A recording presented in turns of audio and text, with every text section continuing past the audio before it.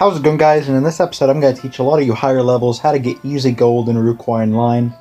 I've done a few tutorials like this in the past, but they've mostly been for lower levels.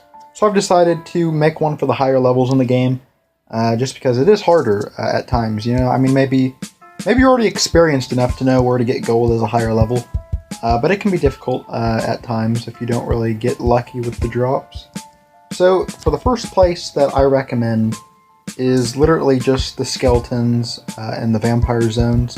Vampire 3 works the best if you can get 2 other friends or just whoever to get into it.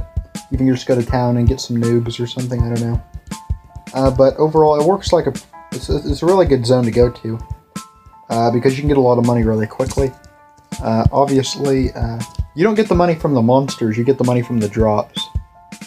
So if you pick up every single drop you get from these zones, you can get a lot of money.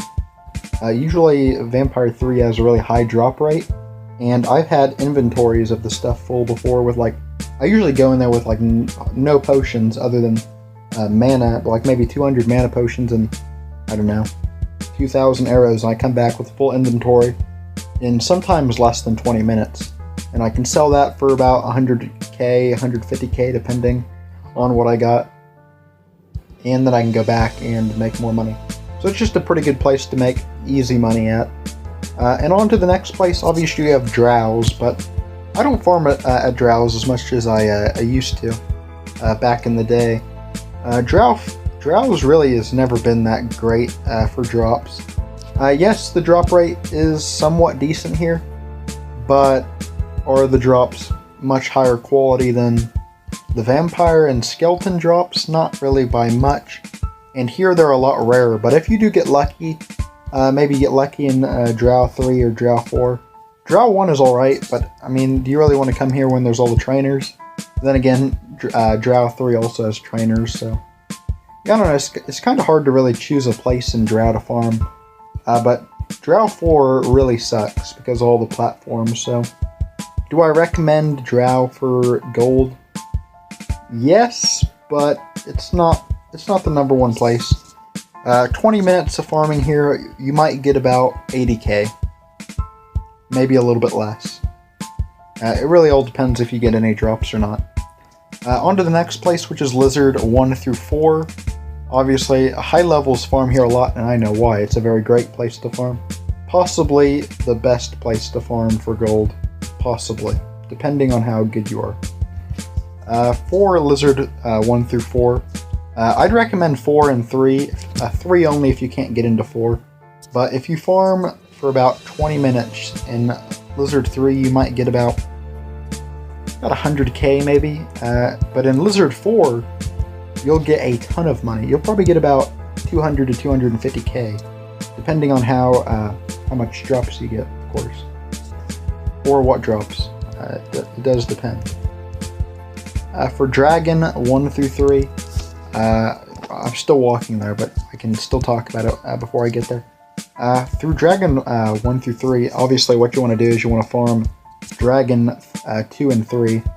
1 if it's not, if Dragon 2 is packed and you can't farm 3 yet. But overall, the drops here are alright. You get a little bit of money. You'll probably lose a lot of money in Dragon 2, depending on what level you are. I've actually had quite a bit of luck though there lately. So it really just depends on your stats and your level. Obviously Dragon 3 is a very good place to go to if you get a lucky drop. But then again, you can also go there and get no drops and be screwed, I guess, because you won't be able to get any drops. But sometimes there's some pretty good ones that can bring in about 500,000 gold each. Such as the chest plate or the 44 weapons, etc. But these things work pretty well for easy gold. But you have to be lucky here. So if you're not a very lucky person, you're probably not going to find a lot of stuff here. But Dragon 2 has a fairly high drop rate. So does Dragon 1. But the problem is the drops aren't worth that much, so you won't really make too much money, maybe about 70k in 20 minutes if you're lucky. I usually don't farm in dragons as much as I used to. It's an alright place to farm, but definitely Dragon 3, you should just farm Ice 1. And that brings us to the final zone, which is Ice 1, through, can you really classify it as Ice 3?